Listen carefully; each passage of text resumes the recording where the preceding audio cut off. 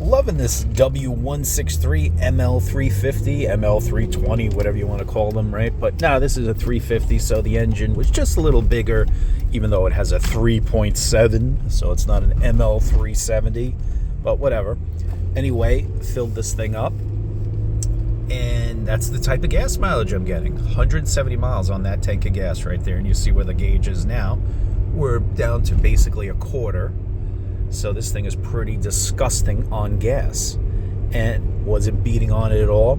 Actually drove it in Jersey, the Garden State Parkway, if you're familiar with that.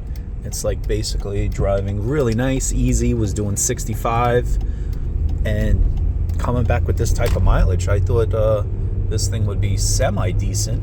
It's getting like ML55 type of gas miles per gallon.